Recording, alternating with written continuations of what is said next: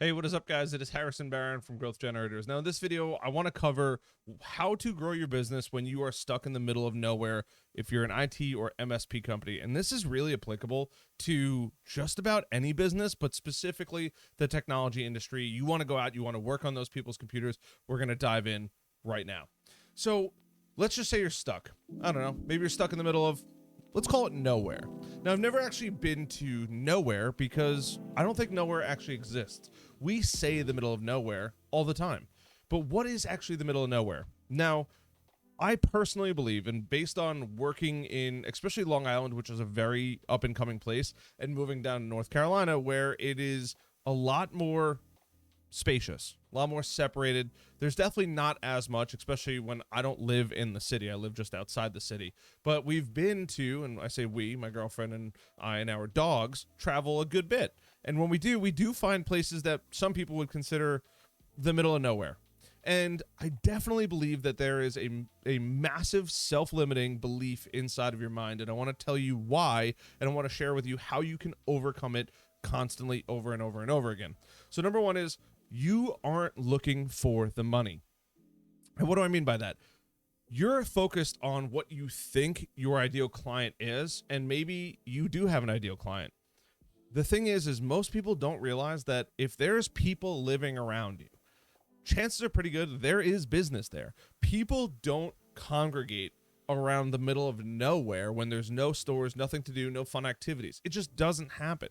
So if you're stuck out in the middle of nowhere, you're just looking in the wrong places. Now, in some of my previous videos, I've covered tons of industries: banking, manufacturing, finance. It could be law, legal, whatever it is.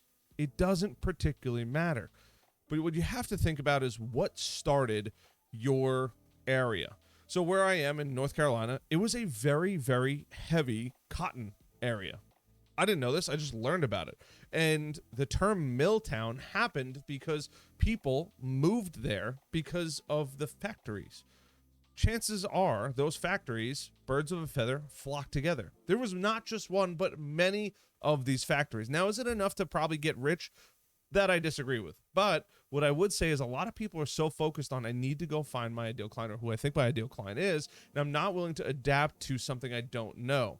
Especially in the technology industry, there's so much support. It's not as difficult as you think it is to learn, but pick a niche. So if you're out stuck in cotton area, go look for businesses that have formed or have adapted since then. Look at that mill town. Look at why people are there. If there's a lot of restaurants in that area, be the IT guy for the restaurants. Yes, they might not pay what you want to earn, but instead of trying to figure out, oh, my nearest close client is 4 hours away, it's probably not.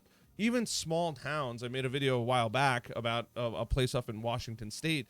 It's a small town. There's hundreds and hundreds and hundreds of businesses in there. Every single industry probably had 10, 20, or 30 different offices. Now, once again, is that enough to get rich? Probably not. But if you're out there and you don't want to go out and you don't want to migrate to where the money is, that's okay. Learn 2 or 3 different industries. You don't have to be the jack of all trades, but you can be an expert in 2 or 3 of them. For example, at my agency, we are an expert in really 2 different things, maybe 3. We're really good at helping startups, especially when they're first starting out. We love coaching them. We love teaching them what they're doing right, what they're doing wrong. And we've successfully and regularly taken people from 5 to 6 figures and 6 to 7 figures, some 7 to 8 and 8 to 9. It is incredible. Obviously, 8 to 9 is not really a startup anymore, but it happens all of the time for us. I don't know why, but we happen to be very, very good at it.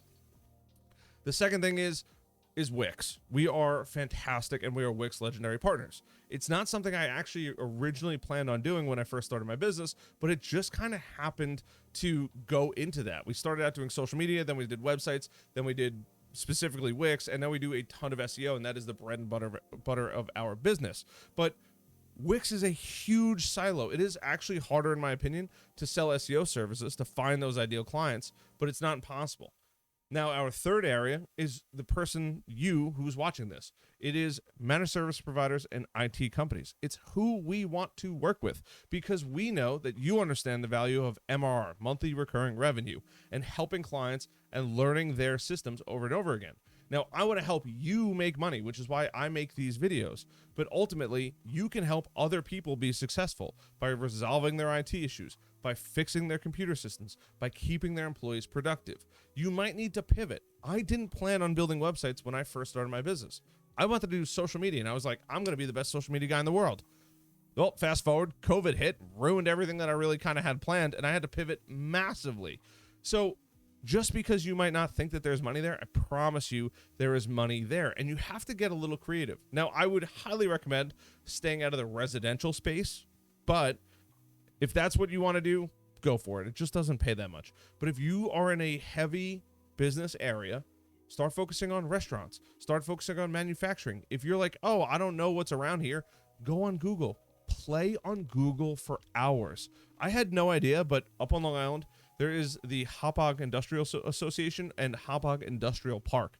It is the largest industrial park in the country, and I had no idea, and I live 25 minutes away from it.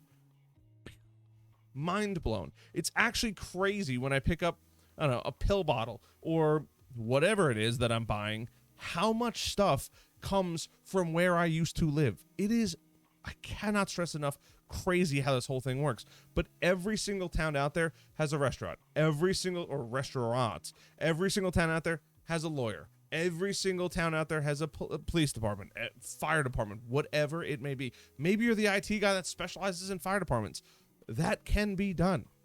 You just have to open your mind and start looking around and saying, hey, you know what? Where is this? And if you're like, you know what? I've kind of exhausted all of these areas. Start to get even more creative. Think about other services that you can sell. I'm not saying go be a website expert, but partner up with a digital marketing agency. Hey, by the way, I happen to come across a lot of clients that always need websites. You can refer them to us, growth-generators.com. We'd be happy to go build them websites. But think about other ways that you can get involved and get creative. Think about your technology solutions that you can implement and then go sell these solutions to them. I will give you one last example before I wrap up this video. On Long Island, we had never done a coffee shop. It turned out that one of my really good friends owned a coffee shop. I knew that he owned a coffee shop. And he was like, hey, man, I know that you're in IT. I really want to get something going. I want to hire you, but I don't know exactly what I should hire you with. I said, don't worry about it, Rob. I'll take care of this. Give me a couple days. Let me figure out something that I can help you out with. Because once I set up the wireless access, once I set up their computers, there's really not going to be anything left for me. And quite honestly, setting up their computers is a stretch. They had Clover. It was super easy to set up. It's basically plug and play. Clover takes care of everything. They needed wireless. And quite honestly, for a coffee shop, your run-of-the-mill wireless is more than fine for the most part. Yes, I know there's security stuff in there. But I was like, you know what? I have an idea. How about we build out something pretty creative? We won't get into digital marketing, but why don't we put in a Meraki wireless access point? We'll put that in there. Everybody that logs in has to put in their email address to get on the internet. We're going to build up tens of thousands. He has like 15 or 20,000 emails now of people that just came in with their phone, got on the internet, and signed in with their email. And now he's building up this email list. Now, what he does with that is totally up to him. But it was a way for me to get my foot in the door and get creative and say, hey, by the way, now we can start to come up with some ideas. I can refer you out to a digital marketing agency. You've now hired me. And this is a simple and repeatable technology process that I could probably roll out to just about any restaurant out there if they're willing to invest a couple $1,000. It was that simple. So just because you're like, oh, you know what? Get creative. Upsell. Go knock on their door. Hey, by the way, I saw that you guys don't collect email addresses. I think that's kind of weird. You can actually set it up. I could help you with this if you want, but you could set it up that when somebody goes on their Wi-Fi or your Wi-Fi, they put in their email credentials or their email address and they get access to the Wi-Fi. You're going to build that up and then put it in your CRM or use MailChimp or whatever you want to use, Constant Contact, whatever, get creative, and you can hit all those people. Why would you not want to do this? It is so simple.